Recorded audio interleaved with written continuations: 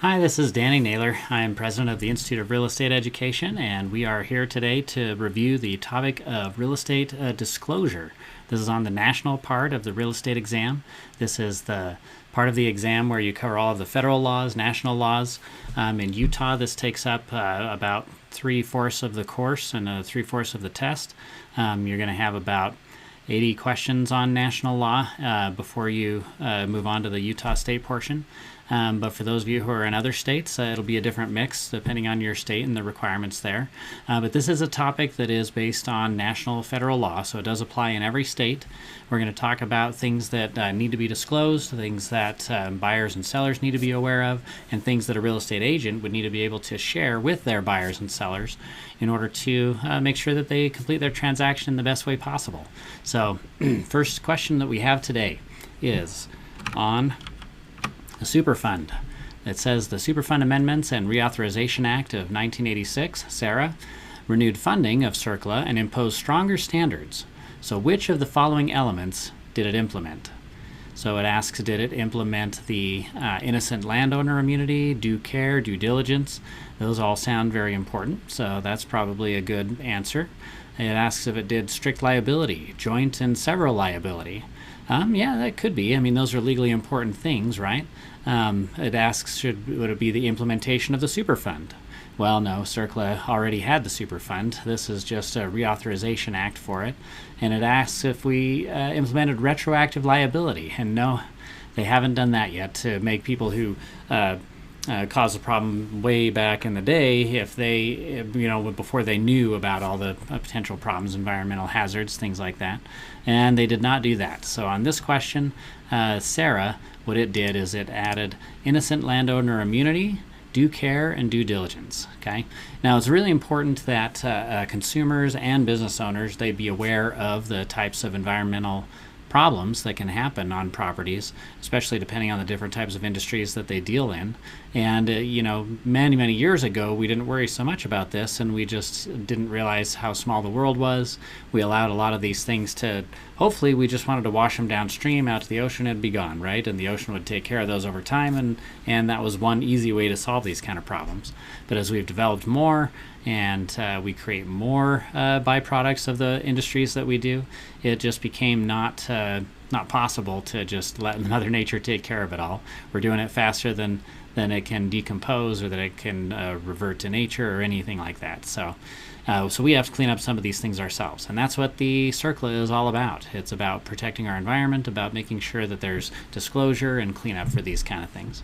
So let's go ahead and look at the next one. Hey, hope you're enjoying the video. Be sure to like and subscribe so you don't miss any more of them. And if you want even more review material, we have in the Prep My Exam link in the comments, we've got a plethora of practice exams. We have audiobooks, we have an exam simulator, we have everything that our students use to pass the exam on their first try. Okay? And if you want to get licensed in Utah, check out realestateonlinelearning.com and we'll hook you up. It says an environmental assessment that includes a review of the records of the property to determine contamination risk to the new buyer is called what? A phase 1, 2, 3, 4 environmental assessment?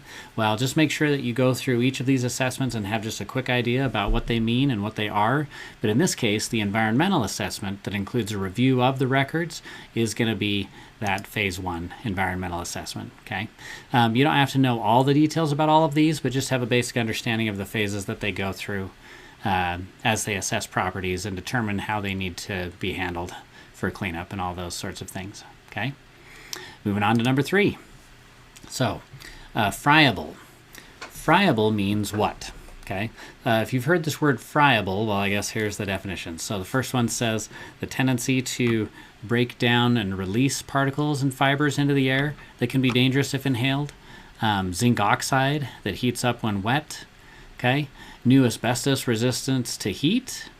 I mean, you could think about that one. Or another word for mercury poisoning. And none of those sound good except for probably the first one.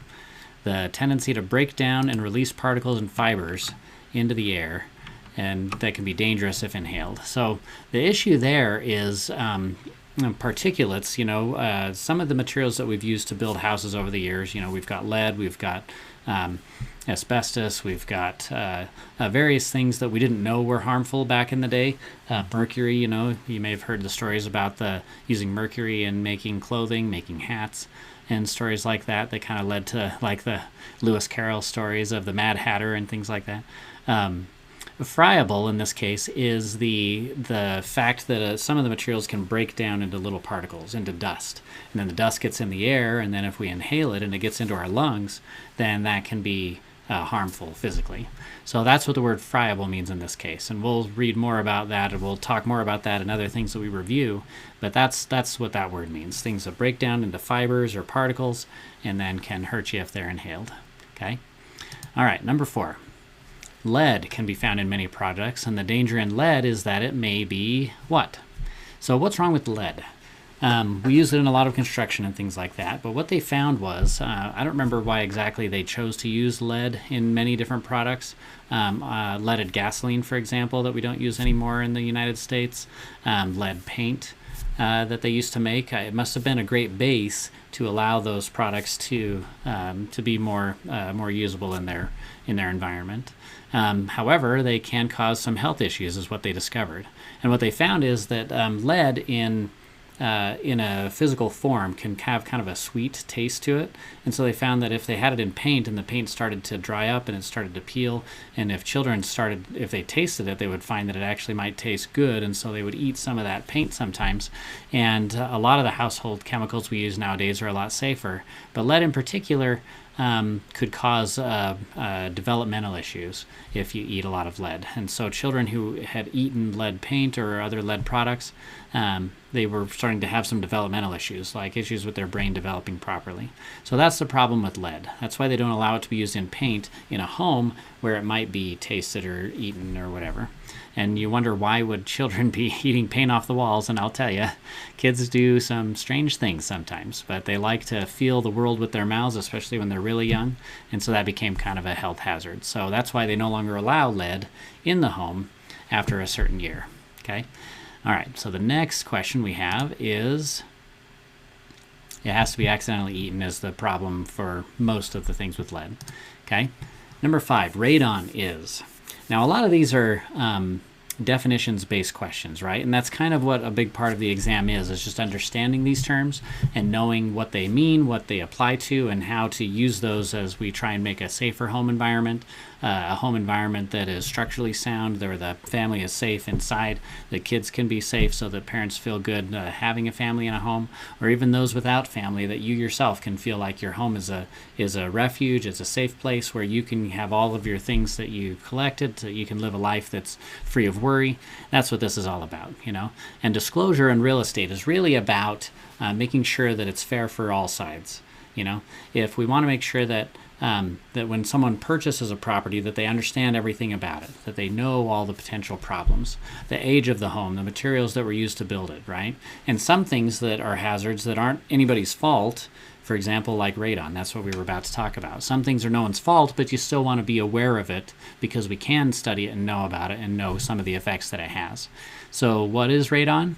Radon is not a side effect of lead-based paint. No, it's a decay of radioactive materials is what it is. Okay, it's not an odorless gas. It is odorless, but it's not a gas. It's radioactive materials, and it's in the ground, and it's all over the place, and it's in various degrees in different places, and it's strange the way that it permeates through properties. Like even homes right next to each other might have different levels of radon in them, and so it's hard to know if one house has radon if ones around it are also going to have radon. Now, where it comes from, it's just from the ground, and it seeps in through the concrete, through the other construction materials, and gets into the house. And generally speaking, a little bit of radioactivity in small quantities, because it's all over the world already, isn't an issue. It's when these start to congregate, it starts to build up. And in homes, it comes out of the ground, and then like in the basement, it'll start to collect and it'll settle. And so it sort of becomes more of an issue as it collects in the basement of the homes that way. And that's why they do radon tests in different homes to see what they can detect, to make sure that it's not going to be causing problems like cancer if you have long-term exposure to radioactive materials like radon, or things like that. So the way they detect it is they have put a little device inside that picks up on those radioactive materials, and you leave it over a certain amount of time. Usually, the good tests are usually like overnight, 24 hours or sometimes longer, and they test how much of that radioactive material is in the home. And then, depending on how much is there are certain levels that they determine are safe levels, and if it's over that, then that's something that you would want to get mitigated. And you mitigate radon usually by some sort of a way to pull the air out of the home. So it's like pulls some of the radioactivity out. And so it's usually like a venting system where you can pull air from inside the home and vent it out to the roof. And that's one way to disperse it so that it never reaches levels that are dangerous to humans. That's radon, radioactivity. Okay, let's move on to number 6. Who should a buyer hire to discover if there are any health hazards in a home that they want to buy? Okay, a lender. What does a lender do? They help put together loans. They are sometimes for a certain bank or sometimes from multiple banks. That would be a broker, and they put together different loan options. So that doesn't sound like a good thing, or at least that's a great thing, but it's not somebody who would discover health hazards in your home. How about a mechanic? A mechanic is somebody who's good at fixing machines, fixing cars. They don't sound like they would be very familiar with health hazards. Now, a county commissioner. What does a commissioner do? Now, a commissioner is usually somebody who's a administrator. They're somebody who organizes people in the city to perform various tasks. So probably not the commissioner. They're not an expert in health hazards. So how about an inspector? Okay, there we are. We want an inspector to come into the home and look for all different kinds of health hazards. Now, in some states, inspectors have to be licensed, and they have to pass certain rigorous education and tests to be able to perform inspections, especially on residential homes where the health hazards are very directly applicable for human health and families and people living in their homes. And so it's important that we have a safe environment in residential property. And so many inspectors do need to be licensed and insured in order to be able to provide that service of finding all of the relevant health hazards in the homes. They're not required to be licensed in all states, but maybe that's something we could move toward. The important thing being the healthy homes and the disclosure of what problems there might be in the home. Now, sellers sometimes want to hesitate to disclose everything that's in their home because they don't want it to sell for a bad price. But it's always kind of a debate about what do I need to disclose and what don't I need to disclose, right? And basically it comes down to anything that's a material fact, like it's something that we know, we can test, we can see, then we need those things to be disclosed. If it's other things that are not so obvious, like if there was a crime in the home or if there was a death in the home. These are things that if asked, a seller should be honest about, but those aren't necessarily things that they have to disclose if they know, because it's not something that you can physically measure, that changes the quality of the home. Those are kind of more ideas, emotional concepts that some people may worry about, but it's not something that you can measure as having an adverse effect on the home, usually. So that's kind of the line that you're looking for to figure that out. Okay. Number 7 says, a mineral that can be toxic that is found in water, paint, and soil is which of the following? Okay. Which mineral are we looking for here? Asbestos is a mineral, PCBs, radon, or in this case, lead is the one that we're talking about that can be in paint and soil and whatever. Asbestos is a bad product we've discovered. To use in insulation in residential at least, and also in some other buildings.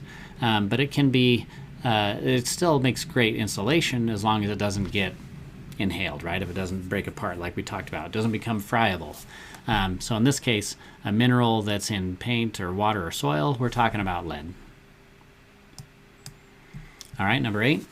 It says, select the below listed federal law that was passed to identify polluted sites, fund cleanup, and apply liability. Now, we just talked about this earlier too. Now, this is a concept that comes up sometimes when you're taking the test. You can come to a question later in the exam that might give you a hint or a clue on what you should have answered on a previous question. Sometimes you get more information as you go later in the exam, and so you can use those clues to help you fix answers that you did before.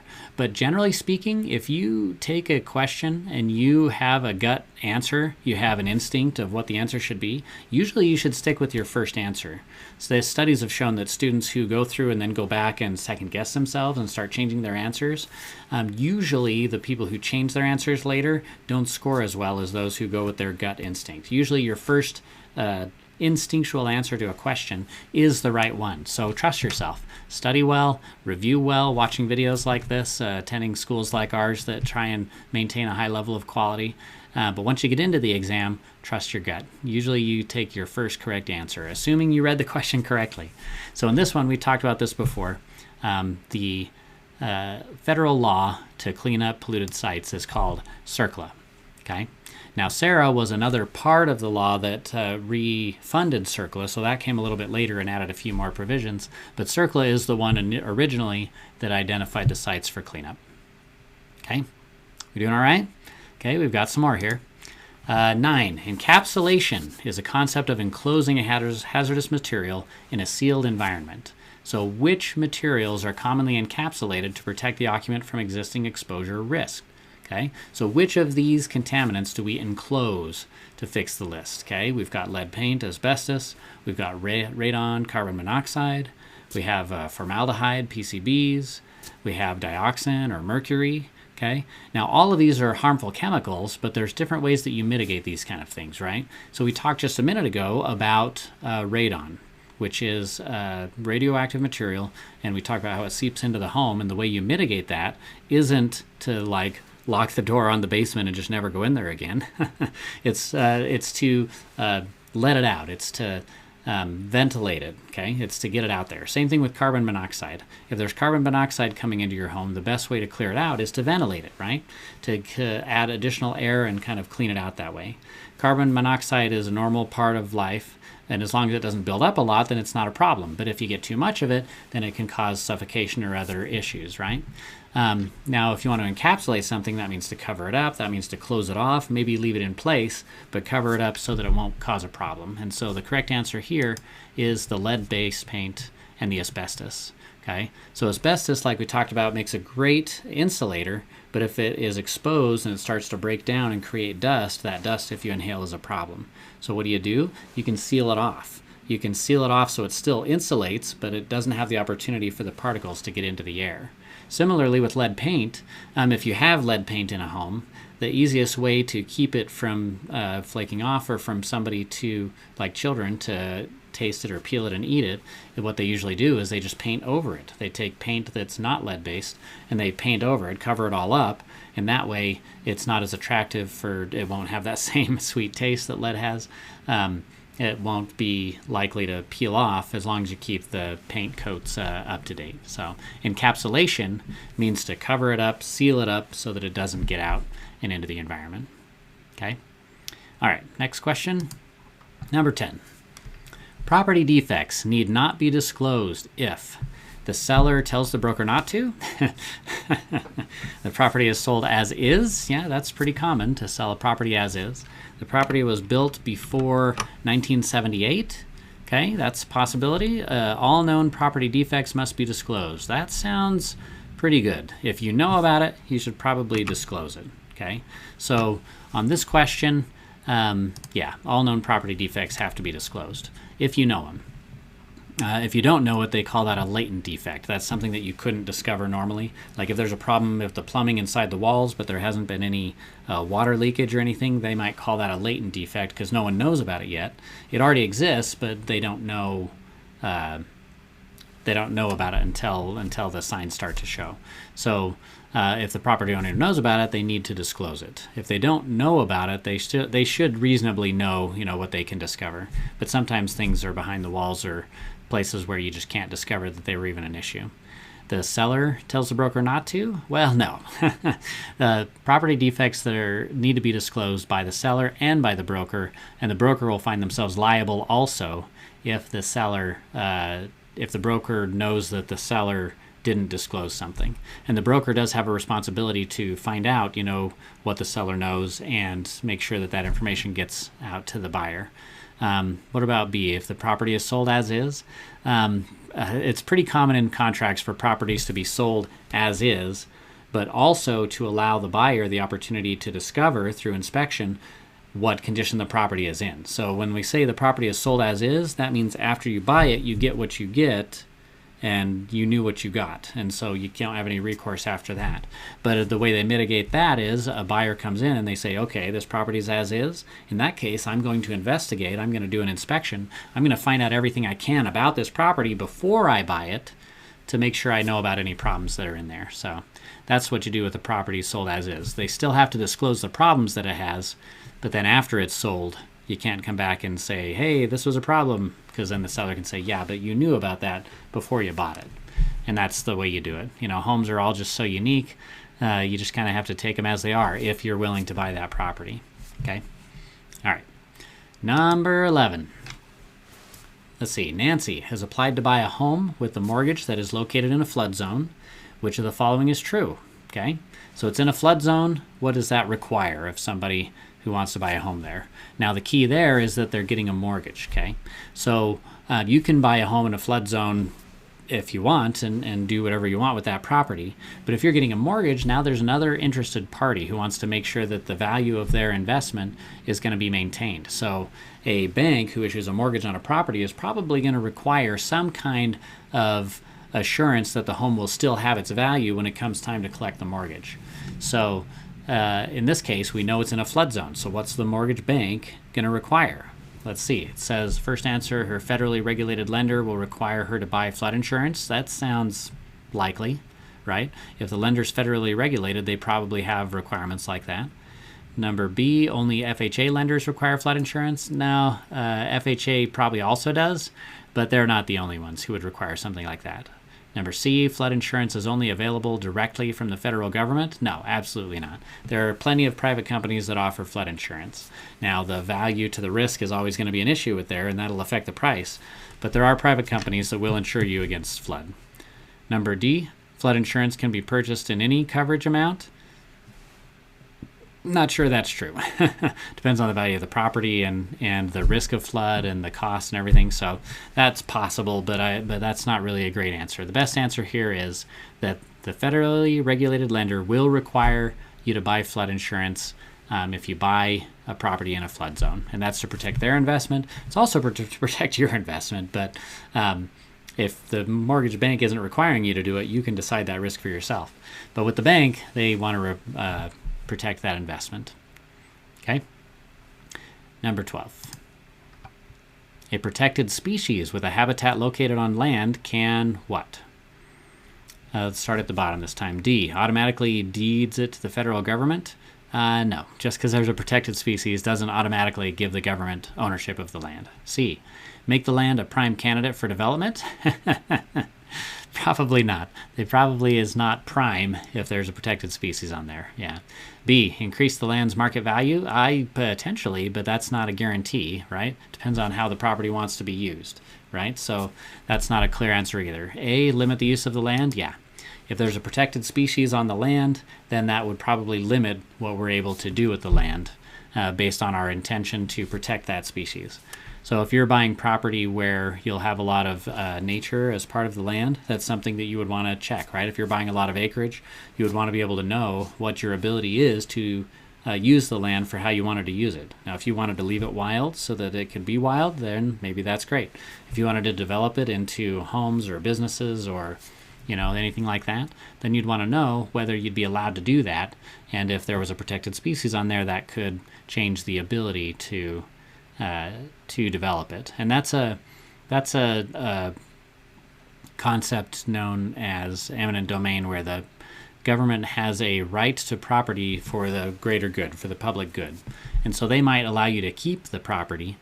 Similarly, there's historical buildings that they allow private owners to purchase and to use. So if there's a historic building downtown, that's prime real estate. They'll allow a private owner to buy it and use it as a business or whatever downtown, where it's very valuable for them to have that presence with all the traffic and everybody coming through there.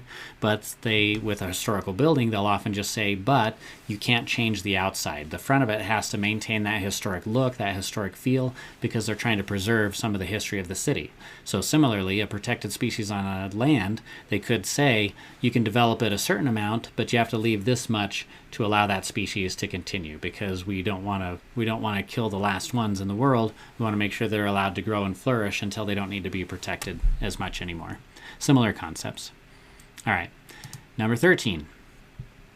When listing a home, a sales agent discovers a serious crack in a basement wall. The crack is hidden behind some storage boxes. The sales agent should exercise his fiduciary duty to seller and not tell potential buyers about the crack. Now, that's kind of a fun answer, because one of the fiduciary duties to the seller is confidentiality. And so if I have to maintain the confidential information of the seller, then how much can I disclose, right? Now, there is information that must be kept confidential, like their finances, like their personal situation, things that are not relevant to the transaction. But their property condition is definitely relevant to the transaction. So A is not going to work. Tell the listing broker? Well, yeah. I mean, if you're the sales agent, the listing broker is your broker. They probably represent the client, and you should tell them. But more important than that is C. You should inform those looking at the house about the problem. Now, you also should tell the seller. You should tell the seller about this problem also.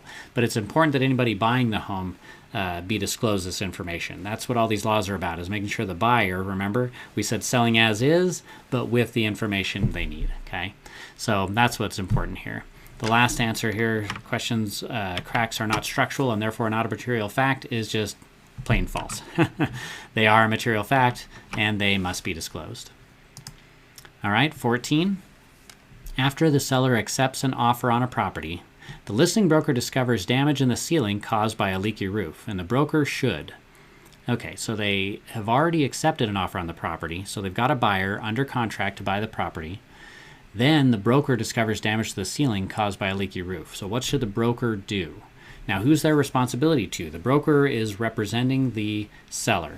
It's the listing broker. They're helping the seller list their property. So they represent the seller, and now they found out that there's roof damage and ceiling damage.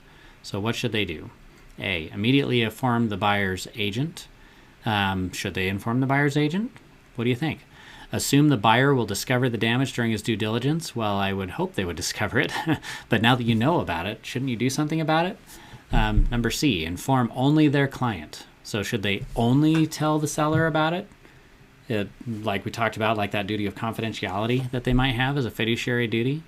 Or D, should they advise their client to expect to pay for the repair? Okay, now that one's interesting, because you would think, I guess you need to know how far in the transaction they are, right? Should the seller pay for the repair? Should the buyer pay for the repair? Yeah, so that's up for debate, actually. Who has to pay for the repair? That can be all part of the transaction. So the best answer here is the answer A, immediately inform the buyer's agent. Now, they should also be informing the seller. They should also be informing everybody who's involved in this transaction, and then they can decide who's going to repair the roof, who's going to repair the ceiling. But disclosure is the important thing to make sure. And the reason it says immediately inform the buyer's agent is because the buyer is usually on a timeline to complete different parts of the transaction and close usually on a certain date. And so as soon as this information is discovered, it should be disclosed so that the buyer has the opportunity to make a decision about how they want to proceed. Okay? All right. Last question tonight. It says, even after giving buyer and seller the required information about property condition disclosures, the licensee may still be subject to legal action for what? So the licensee has already disclosed to buyer and seller all the information about the property and the condition in the disclosures, okay? So what else could be a problem? Failing to detect customer misrepresentations. So did the buyer or seller lie to them, and are they supposed to find that out? They don't have to play detective, guys. Failing to disclose known adverse facts. Yeah, that sounds like it could be a problem. If you know about something and you don't disclose it, that definitely could be a problem, okay? Relying on public available market information. Relying on that information is valuable, right? The only problem would be if that was all you relied on. If you didn't ask the property owner questions about the condition of the property, then you're not doing your full duty to investigate and know the facts about the property. Okay, advising the purchaser to exercise due diligence. Of course, you need to make sure that they do due diligence. So that's definitely something they need to do. So what could they get in trouble for? It would be B, failing to disclose known adverse facts about the property. Okay, so that's going to be a problem. Failure to disclose any material facts, and that's the core of what this section on the real estate exam and this section about the real estate education is about, is knowing that you can't hide information from the other side. Okay, you have to reveal information about the property. You're selling a property, you have to reveal information about that property. Now, you can keep quiet your financials, your urgency to buy or sell based on your life events, the status of your own mortgage, things like that, your own financials. All of those are things that you don't have to disclose to the other side, because those deal with you particularly, not the value of the property. But anything that deals with the property itself, the physical condition, any material facts, any known defects, anything like that about the property is stuff that you have to disclose. Now, of course, you would probably start out, if you want to sell a property, you would start out by cleaning it up, by making repairs to make it more attractive to sell. But sometimes you don't want to do those repairs, and you're willing to sell it for a lower price so that the buyer can handle that themselves. And that's okay, as long as you disclose all that information up front. If you know there's a problem with the property and you disclose it, then the buyer can buy the property as is, knowing what they're getting into, and now this is a handshake transaction, right? Everybody's fully informed, everybody knows what they want, what they're getting, and they've agreed on a price based on the condition of the property. So that's what we want to accomplish, okay? We want everybody to get a fair deal on both sides. We get paid a fair amount to represent clients and do a good job as real estate agents. The buyers get all the information about the property so that they know what they're buying, and everybody walks away happy. That's what a win-win situation looks like, okay? And as you're studying these concepts to go into the exam and to start practicing real estate, it's important to know that a lot of this is about protecting people, about protecting consumers, about protecting agents even legally, and trying to do the best thing for everybody. And if you go into your career with that same mindset of trying to do the best thing for all sides of the transaction, trying to get a buyer that wants what we have and a seller that's willing to sell it at a price the buyer agrees on, getting those transactions together is the core of what the real estate profession is. And knowing the right things to disclose and knowing the expertise about the inspections that are required and how to mitigate problems as they come up, those are all things that a real estate agent can use with their knowledge to accomplish a lot of great transactions and hopefully make a lot of money for everybody involved. Good deals for the buyers, great sell price for the sellers, and a little bit of earned commission on top of that for the real estate agent. So good luck, guys. I think you'll do wonderful, and we'll catch you next time.